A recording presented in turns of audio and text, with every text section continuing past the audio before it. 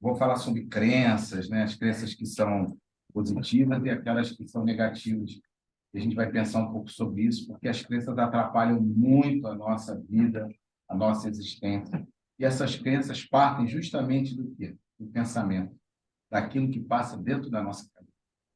E o que passa dentro da nossa cabeça foi sendo construído, na verdade. É um processo lento, muitas vezes difícil, mas vivido através das experiências que nós tivemos desde lá do útero da mãe. A gente já é influenciado pelo útero, né? Não querendo colocar a responsabilidade nas mães, carregando a gente por 9 meses, mas todas as emoções vividas pela mãe, todos os pensamentos, todas as experiências vividas com ela, foram, de alguma forma, compartilhadas conosco quando a gente estava lá na nossa formação. E a gente chegou ao mundo. E ao chegar ao mundo, dar o nosso chorinho, enfim, começar a engatinhar ali naquelas experiências que para muitas pessoas parecem insignificantes, mas são muito fortes na marcação da personalidade, do caráter e da vivência emocional desse espírito nessa encarnação. Então, lá, desde o início, aquilo já vai fazendo marcadores no desenvolvimento emocional dessa criança. Então, essas experiências vão se somando. E a cada experiência, nós vamos criando um conteúdo mental. Nós vamos criando uma memória. E essa memória, ela vai interagindo a cada dia com as experiências que a gente vai vivendo no aqui e agora. Então, essa memória junta-se ao nosso raciocínio, essa capacidade que a gente tem de pensar, enfim, de raciocinar sobre aquilo que a gente está vivendo, e essa memória vem carregada de emoção e de sentimento, que é o que a gente tem muito pouco controle, por sinal. Então, a gente vai trabalhar esse pensamento com essa memória, e aí vamos entender memória não só como lembrança, né? É utilizada pela mente, mas também a lembrança emocional, as vivências sentimentais que nós tivemos nesse processo. E às vezes a gente não se dá conta que, às vezes, quando uma criança, a gente é muito duro com ela, quando a gente agride, quando a gente verbaliza de uma forma muito dura, agressiva, enfim, todas as experiências, e eu estou falando aí das mais traumáticas de forma negativa, mas aí vamos pensar também todo o afeto que a gente dispensa a uma criança, todo carinho, todo abraço, todo beijo, toda palavra emitida em um tom amoroso, isso vai tocar, de alguma forma, esse espírito que está encarnado. E ali vai ser registrada uma memória emocional. O que ela sentiu de emoção e de prazer ou desprazer naquela vivência. E aquilo vai ser guardado. E aquilo vai sendo levado. E nas experiências futuras próximas ou nas experiências futuras mais distantes, essa memória vai se fazer presente. Ela vai aparecer em algum momento. E ela muitas vezes vai aparecer como? Nas vivências que trazem algum tipo de situação traumática. Quer traumática, quer no sentido positivo ou negativo. Um trauma positivo seria uma grande emoção, o nascimento de um filho, uma vivência muito prazerosa com alguém, né? Uma vivência de muito carinho, de muito afeto, estar num lugar que você quer muito, o contato com a própria natureza. E isso pode, dependendo da intensidade que você está ali vivendo, você vai ser tocado e aquilo pode resgatar em você essa memória afetiva, essa memória emocional. E também a memória relacional, aquela da experiência mental, de ver as pessoas, enfim. Quantas vezes a gente tem a memória e sente o olfato, né? Assim, isso me lembra, né? Quantas vezes a gente tem isso? Está num lugar que tem um cheiro, aquilo já leva automaticamente você para uma vivência passada, e aí você vive aquela experiência de fato. E a gente só vive de fato porque a gente não fica no campo mental só do pensamento, porque a gente interage com a emoção e o sentimento. Nosso coração bate mais forte. Quem viveu recordações desse tipo? A gente recorda e começa a ter lágrimas, tem uma sudorese. Isso aí é o pensamento que se associou a essa emoção e esse sentimento. E aí está produzindo um estado que a pessoa se encontra. Produzindo o que a gente é. Que a gente, na verdade, é isso. É a produção desse pensamento misturado com essa emoção e esse sentimento vai dizer o que somos. E aí o que a gente pega isso, conforme a gente reage com isso, ou o que a gente faz com isso, vai dizer o que o Rubens está sendo naquele momento. Por isso seria leviano a gente entrar num campo do julgamento, conhecer uma pessoa, a gente vê a pessoa numa situação e já julga, sabe? Essa pessoa é assim, essa pessoa é assado. Por quê? Porque ali você está vendo um momento existencial. Você não está avaliando a pessoa como um todo, como o espírito que ele é, com essa individualidade. Você está avaliando o estado emocional e psíquico daquela pessoa numa determinada situação, no tempo e no espaço. E isso ali é muito pouco para você dizer que a pessoa é aquilo. A pessoa está reagindo ao mundo daquela forma. E pensar disso é dar um entendimento daquela frase de Jesus, né? Não julgueis para não ser julgado. E a gente, infelizmente, nas nossas relações, a gente ainda não aprendeu isso e não teve esse entendimento, o porquê de não julgar, porque a gente, na verdade, a gente tá colocando uma impressão de uma pessoa que é extremamente superficial, não diz nada a respeito da pessoa. Porque se vocês me virem na rua numa situação de alto estresse, onde eu estou sendo provocado, e ali está me levando a uma situação em que eu, de repente, vai exigir uma energia de raiva para sair de uma situação de perigo, se vocês me virem lá e falar, cara, como o Rubens é violento, é raivoso, como o Rubens é isso e aquilo, quando, na verdade, não é, de um modo geral, o meu modo operante. A gente vai ver uma pessoa validamente do que ela pode estar sendo nessa encarnação no conjunto da obra, no conjunto de várias situações, como ela reage. Mas tentar definir uma pessoa, julgar essa pessoa por uma, duas, três, quatro, cinco, seis, 10 atitudes, é muito pouco do espírito. Vamos lembrar de que eu falei que está lá desde a barriga, né? Ele construindo o tempo todo. Até porque somos seres em constante mudança, graças a Deus. Nós estamos o tempo todo nos reconstruindo. E isso é fantástico, né, gente? A gente saber que tem a capacidade de estar em constante mudança. Ainda que, às vezes, possa até nos causar um certo desconforto. Parece até que a gente perde a identidade, né? Então, eu sou o quê? Eu sou uma metamorfose ambulante, né? E é verdade, essa é a metamorfose ambulante. A gente está num constante buscar. E isso é muito bom, porque isso nos traz motivação.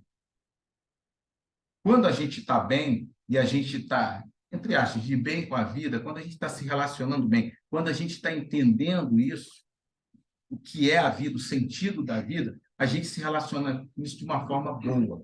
Essas mudanças é motivador. Mas quando a gente não está de bem com a vida, ou seja, quando a gente não entende o sentido da nossa vida, a gente, quando se percebe nessa mudança, isso gera uma ansiedade absurda, que gera medo, que eu não tenho ponto fixo, que eu sou isso aqui. A gente precisa de definições. E quando eu percebo que eu estou muito aberto e eu estou desenvolvendo isso, isso pode gerar um certo desconforto. E dependendo da minha relação com a vida, isso gera um desequilíbrio que me gera uma ansiedade danada. Porque eu fico em busca de alguma coisa que eu não sei onde eu vou encontrar e eu não consigo me identificar. E aí eu fico ao sabor que as pessoas dizem. Eu começo a me identificar com o que a pessoa diz que eu sou, quando, na verdade, eu não sou, porque ela está me avaliando nessas pequenas experiências. Então, eu vou aceitando isso, e isso vai me formando o quê? As crenças. As crenças limitantes.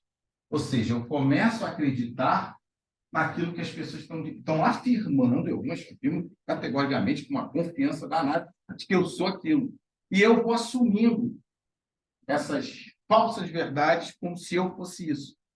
E se a gente, ao longo da vida, nas experiências, na relação com o outro, assumindo esse papel de não assumir a nossa potencialidade e ficar o tempo todo aceitando demais tudo que os outros dizem, sem ouvir a nossa voz interna, a gente vai formando o nosso ser em cima de crenças que são limitantes, não verdadeiras. Então, a gente começa a fazer as nossas atitudes, as nossas reações naquilo que os outros estão dizendo que a gente é. Se alguém ficar no teu ouvido o tempo todo dizendo que você é teimoso, você vai chegar a um ponto e vai dizer, não, eu sou teimoso, é a repetição. Você vai acabar assumindo, dependendo da intensidade que for isso, dependendo do tipo de experiência que você viver. E se isso for muito repetido ao longo da vida, você acaba assim, realmente, eu sou teimoso. Você nem avalia o que a pessoa está dizendo. Você assume essa pessoa teimosa. E aí você assume. E aí começa, muitas vezes, de uma forma doentia, Ficar teimoso. Agir como teimoso. Não ficar, mas agir como teimoso.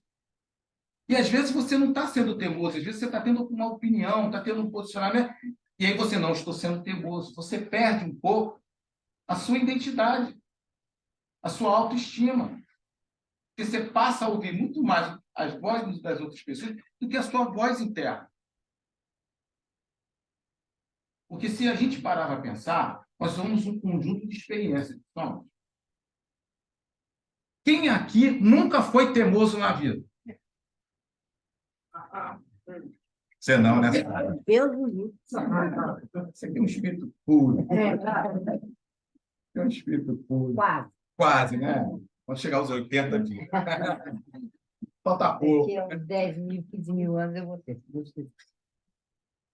Nós vivemos isso o tempo todo.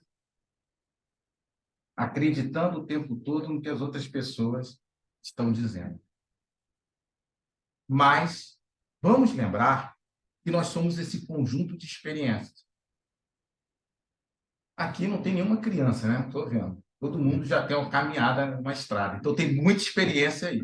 Muitos. Olha essa encarnação, não vou nem falar das outras. Nessa encarnação, quantas experiências a gente não tem, gente?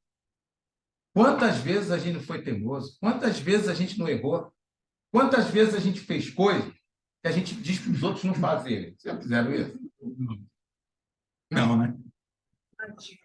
A gente tem esse hábito. Eu acho tão interessante como a gente tem propriedade para falar, não, faz isso, está errado, é assim que faz, muda. Não, é só você levantar a cabeça e diz não. A gente fala isso nos outros.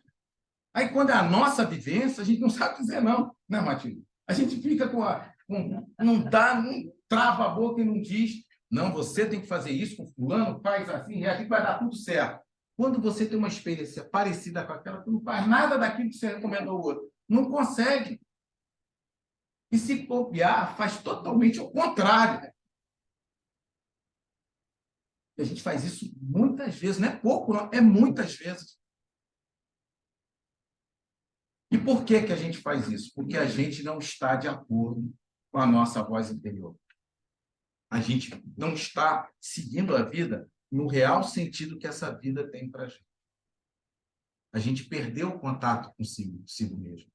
Então, a gente precisa resgatar as crenças verdadeiras.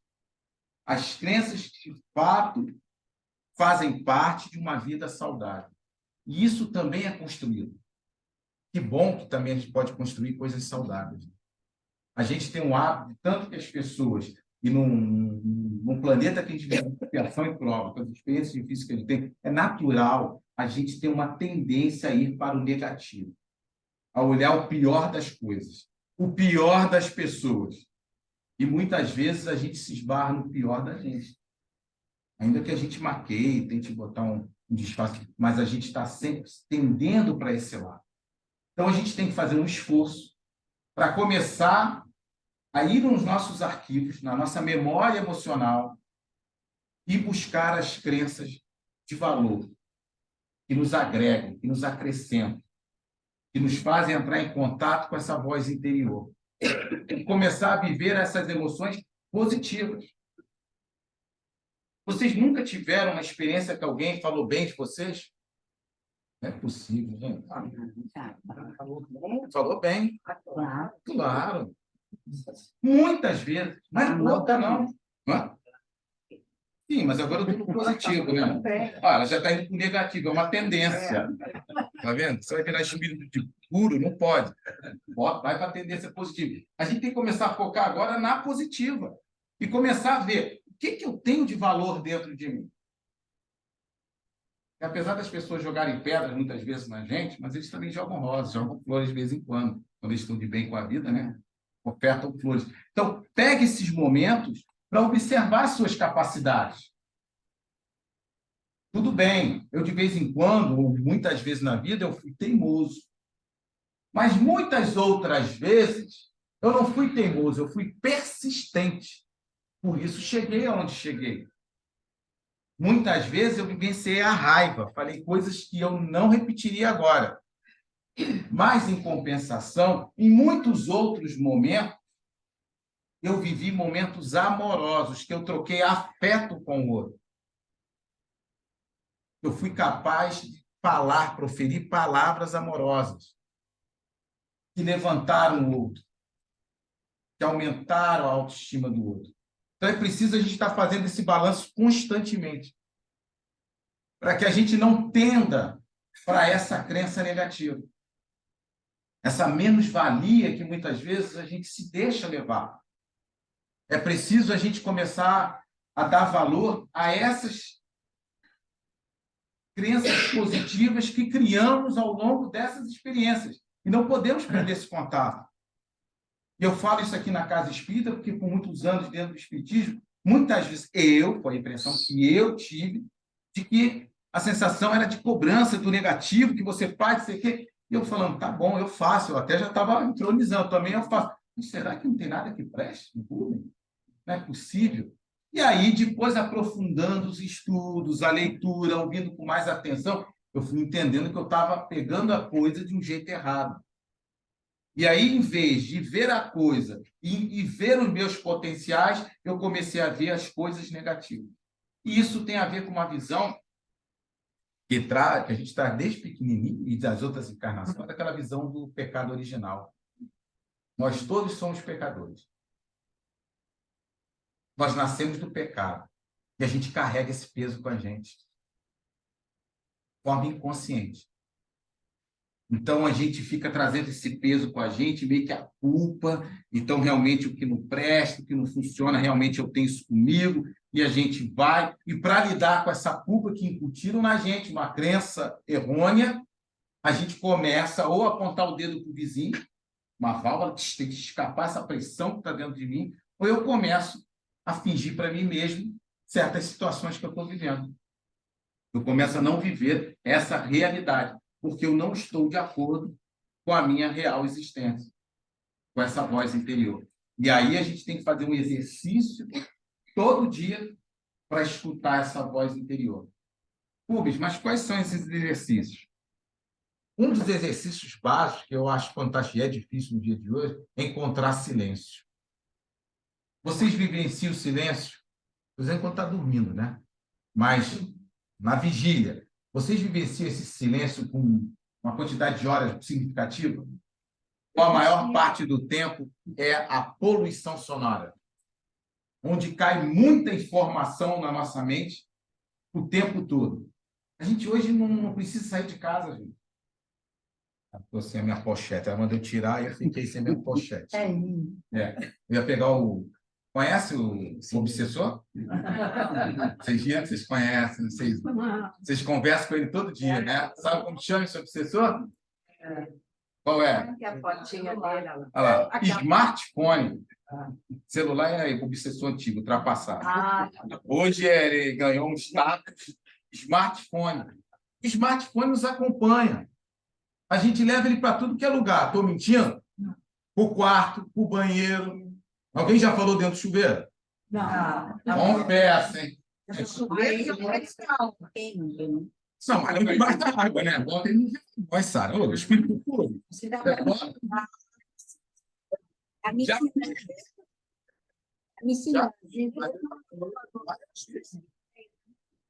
Ensinei errado aí. Isso é crença negativa, não esquece.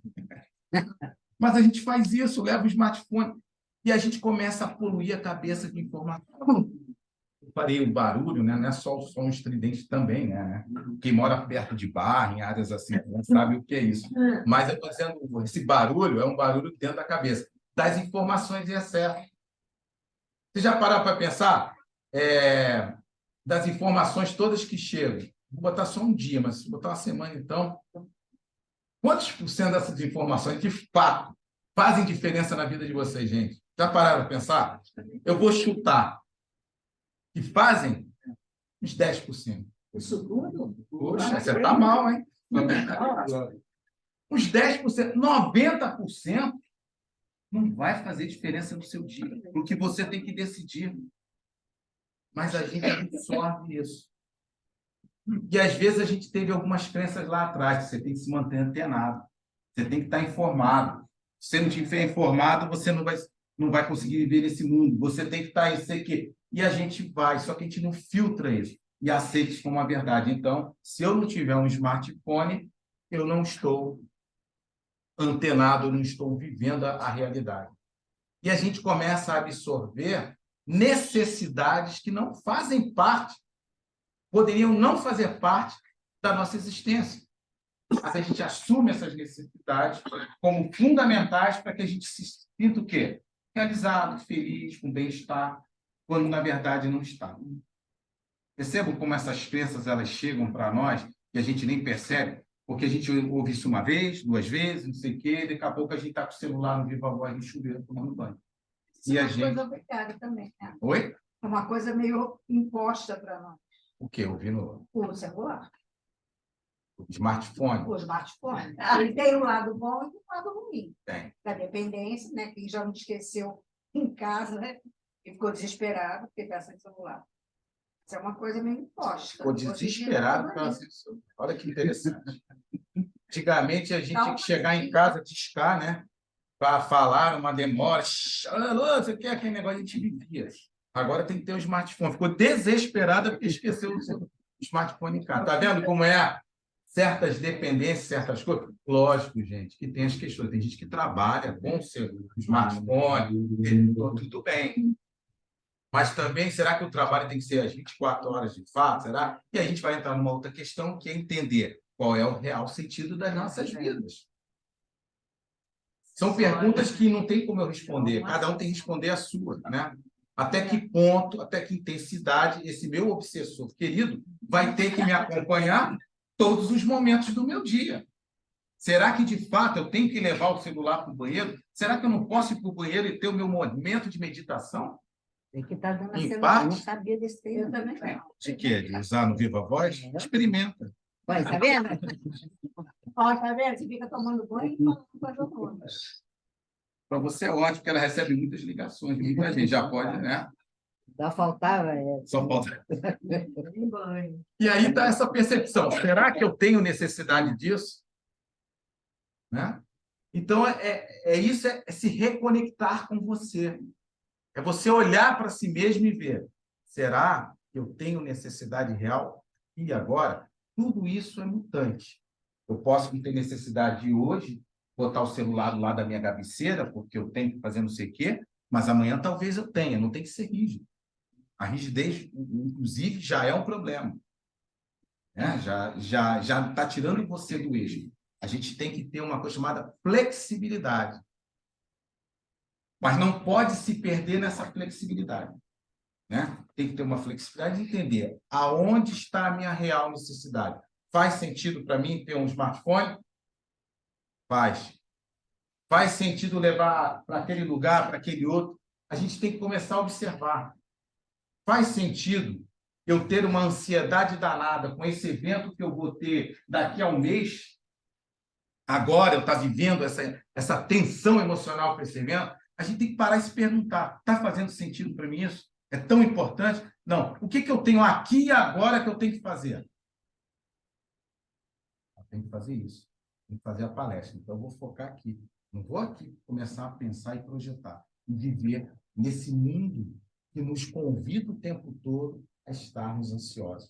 Porque a gente o tempo todo está colhendo informações, está vivendo informações errôneas, falsas crenças, que nos trazem muito mais desequilíbrio e desconexão conosco do que benefício. E o mundo que a gente vive, com a informação que jorra em cima da gente, é muito perigoso. Tem um lado positivo, como você falou, né? O smartphone tem. E a gente tem que saber qual é esse lado positivo, cada um dentro da sua realidade, e qual o papel dele na minha existência. Nós trocamos. Quanto tempo, sem parar para pensar um pouco, quanto tempo do meu dia, da minha semana, da minha vida, eu estou com o smart presente, sempre? Sempre. E será que isso faz bem? Será que está sendo produtivo, está sendo bom? Está me ensinando? Uma reflexãozinha necessária. Com certeza. E o mais grave disso é quando a gente está na frente da outra pessoa, cada um com o obsessor preferido. Ei, Fábio, você está bem? Eu estou bem. Não, não é com você, não. Espera só um minutinho. Você quis... Não. E aí, você fez o quê? Comeu o quê? Eu tô, não, não, peraí, só um minutinho. Mas eu estou aqui com ela. A conversa é com a Sara, mas eu estou dirigindo é outro carro. Você para no sinal e fica teclando, e daí o sinal abre e você não anda.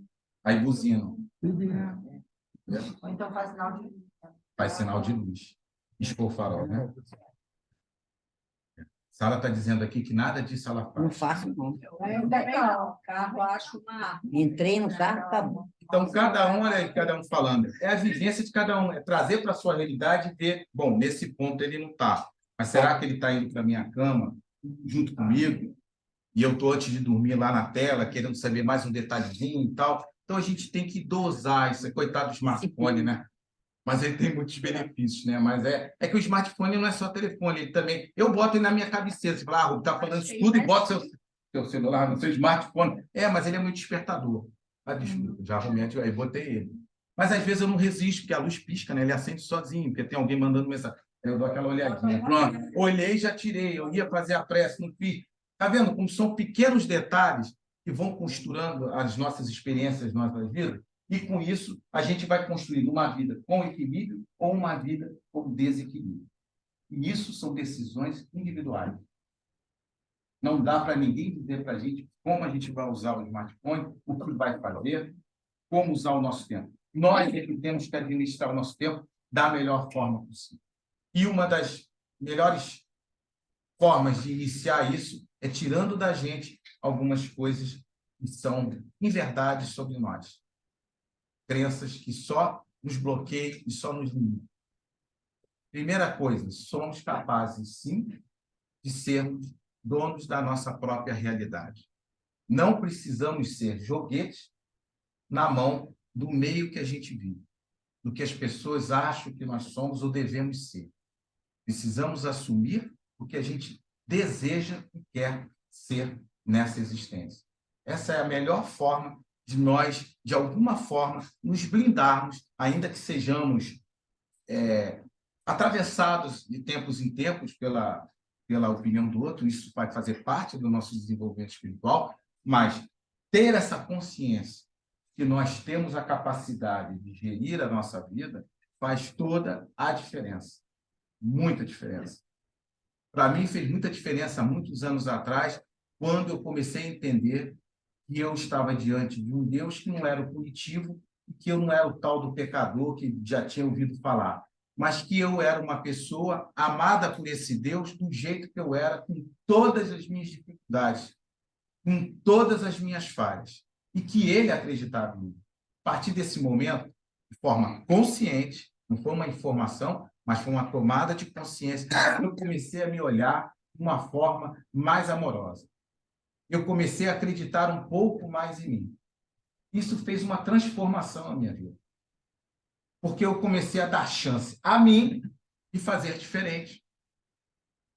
Mudei totalmente? Lógico que não.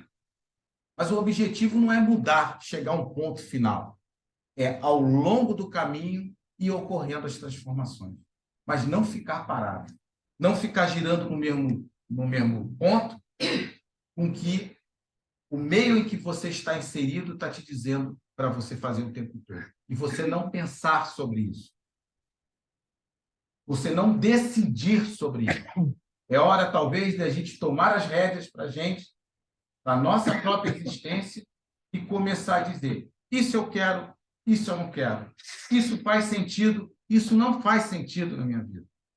Fulano talvez tenha razão.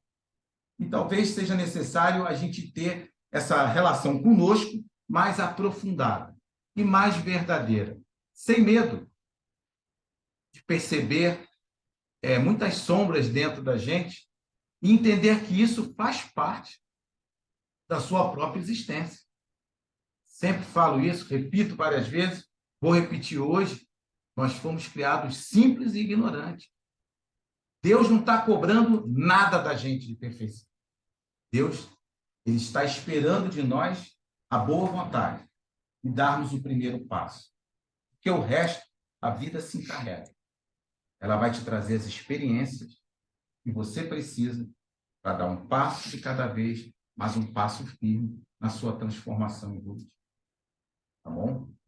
Desejo a todos uma semana ótima, muita paz, muita reflexão, muito momento interior, vocês com vocês mesmos.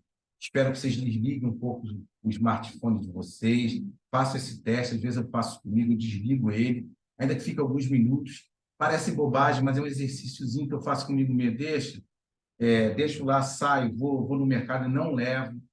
E eu descobri que o mundo não acabou comigo. Não aconteceu nenhuma tragédia, ninguém morreu e eu não, né? O mundo não dependia de mim, tudo funcionou normalmente. Isso é muito bom, muito prazeroso. É libertador, sabia? Então, uma ótima semana para vocês, muita paz.